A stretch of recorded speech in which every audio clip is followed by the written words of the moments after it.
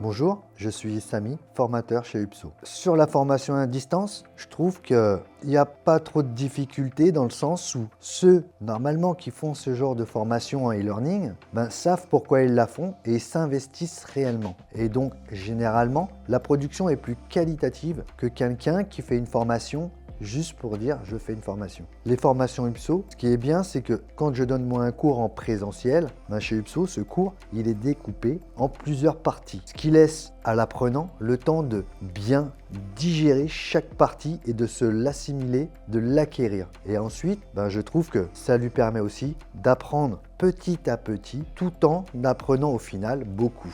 Le contexte des cas pratiques et des exercices, c'est ce qu'on retrouve en situation dans une entreprise. Donc ce sont généralement pour la plupart des expériences vécues. Alors quand je fais une visio avec un élève, ça se passe toujours très bien. Les calls sont un vecteur d'explication supplémentaire et ça enlève des interrogations aux candidats et au contraire, je trouve que c'est un apport supplémentaire dans l'accompagnement de la formation. À un moment donné, on me demande toujours comment va se dérouler l'examen final. Il y a toujours à ce moment-là une appréhension quand ils apprennent le contenu des dossiers à réaliser. Et donc c'est là où il y a la phase de rassurer et d'accompagner tout le long de la réalisation de ces dossiers pour que le candidat enlève une certaine pression et au contraire appréhende positivement l'examen. Moi, je leur dis toujours, c'est une phrase que je me dis, s'il y en a qui arrivent, pourquoi pas moi? Et c'est ce que je leur dis, il y en a qui arrivent, pourquoi pas vous? Il y en a qui ont beaucoup moins de connaissances, la plupart qui n'ont aucune expérience du domaine,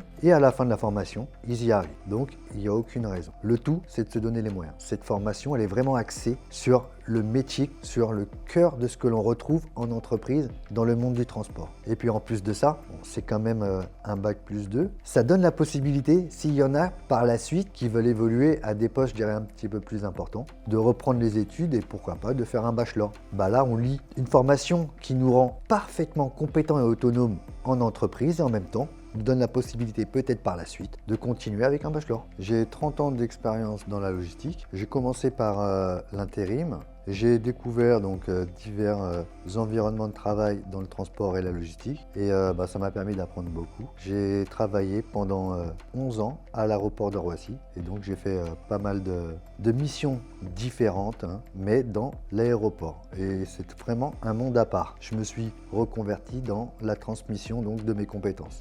Alors, je me suis lancé avec UPSO parce que j'ai trouvé intéressant de faire une formation, mais avec un format différent. J'ai l'habitude généralement de le faire en présentiel et là, en e-learning, c'est un challenge, c'est une autre façon d'aborder les formations et donc j'ai trouvé intéressant de concevoir des cours et des exercices en pensant que la personne à côté devait avoir toutes les explications nécessaires pour réaliser le travail demandé. Je dirais que c'est un bon challenge, c'est formateur pour la suite de mon parcours.